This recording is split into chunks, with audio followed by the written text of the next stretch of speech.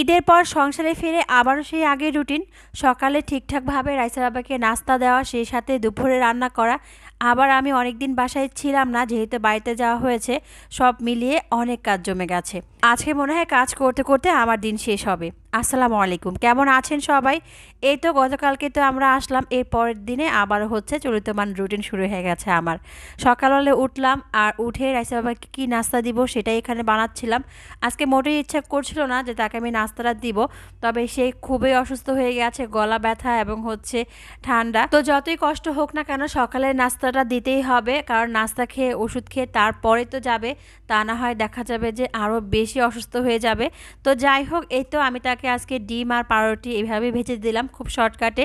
সেই সাথে চা তো দিতেই হবে, আমিও 1 কাপ খাবো, কারণ আমারও মনে হচ্ছে যে যখন তখন আমারও ঠান্ডা লেগে যেতে পারে, কারণ এমনিতেই আমি ঠান্ডার সমস্যায় প্রচুর ভুগতে হয়। এই তো রং চা, তাও আবার চিনি ছাড়া, এবং লবঙ্গ আর আদা দিয়ে হচ্ছে এই চাটা বানিয়েছি।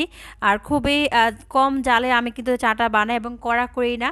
এতে করে এই রং চাটা কিন্তু খেতে খুবই খুবই ভালো লাগে, আর ঠান্ডার জন্য কিন্তু খুবই উপকারী। তো নিয়মিত তো এরকম করে চা খাওয়াই হচ্ছে, সেই সাথে গরম পানি। তো যাই হোক, এই তো রাইসা বাবা তো চলে গেল অফিসে। তারপরে আমি এখন রান্নাঘরটা পরিষ্কার করে নিলাম। তারপরে হচ্ছে যে থালা বাসনগুলো হয়েছে সেগুলো আমি এই তো ধুয়ে নিয়েছি। আর যেহেতু অনেক দিন ছিলাম না, রান্নাঘরটা অনেক অনেক অপরিষ্কার হয়ে গেছে। এই জন্য আজকে বসে না থেকে রান্নাঘর এবং থালা বাসন সব কিছুই হচ্ছে পরিষ্কার করে নিয়েছি। আর আমি তো কোথাও যাওয়ার আগে বিশেষ করে রান্নাঘরটা খুব ভালো করে পরিষ্কার করে রেখে যাই। এছাড়াও ঘর বা সব কিছুই গুছিয়ে যাওয়া হয়।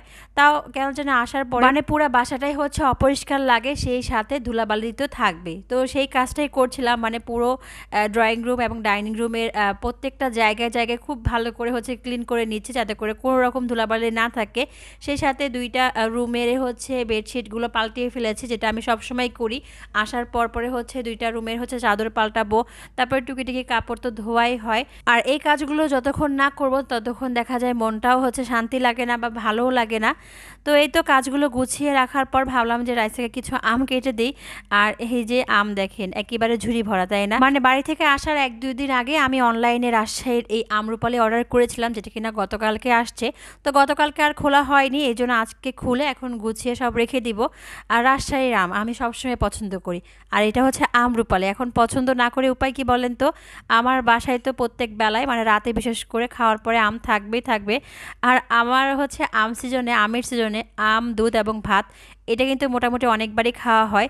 আর এই যে আম্রপালিটা কি বলবো, রাইসের বাবা এক কথায় বলেছে মধুর মতো মিষ্টি সে খেয়ে।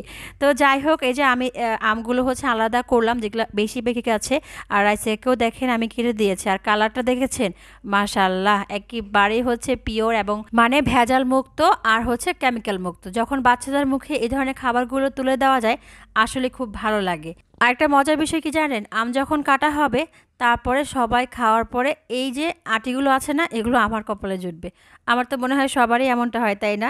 আর ওই যে বললাম আমার পছন্দের খাবার মানে আম, দুধ, তারপর একটু ভাত। সারা সকাল কিন্তু একেবারে খাওয়া হয়নি, কারণ এই খাবারটা খাবো বলে।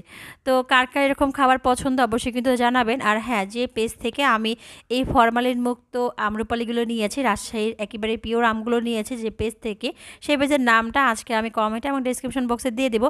চাইলে কিন্তু আপনারা হচ্ছে অর্ডার করতে পারেন খুব দ্রুত, কারণ কয়েকদিন পরেই কিন্তু আম্রপালি হচ্ছে শেষ হয়ে যাবে আর ডেলিভারিও অফ হয়ে যাবে। তো সেই ক্ষেত্রে কিন্তু আর পাবেন না। আমি কিন্তু বেশি করে নিয়েছি এই জন্যই, যাতে অনেক দিন ধরেই খেতে পারি, কারণ আম্রপালি কিন্তু মানে অনেক দিনই ভালো থাকে।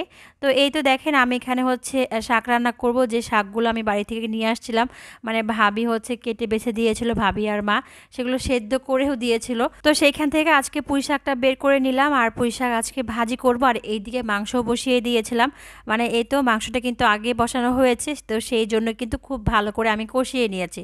তো কষানোর পরে এখন ঝোল দিয়ে দিব, হালকা একটু ঝোল রাখবো। তো এই তো ঝোল দিয়ে দেওয়ার পরে এখন ঢাকনা দিয়ে ঢেকে রান্নাটা হয়ে যাবে। আর এই তো এখানে হচ্ছে পেঁয়াজ, তারপর হচ্ছে কাঁচা মরিচ এবং কয়েকটা শুকনা মরিচ, এরপরে হচ্ছে মানে কিছু পরিমাণ এখানে আমি কিন্তু রসুন কুচিও দিয়েছি। তো সবকিছু খুব ভালো করে তেলের মধ্যে ভেজে নেওয়ার পরে এখন আমি এখানে শাক দিয়ে খুব ভালো করে শুধু ভাজবো। আর কিছুই করব না। এই দেখেন ভাজাও কিন্তু হয়ে গেছে আর নরমও কিন্তু হয়ে গেছে শাকটা। আর এই শাক ভাজিটা কি বলবো খুবই মজার হয়েছে। কালারটা দেখেই কিন্তু বোঝা যাচ্ছে কতটা মজার।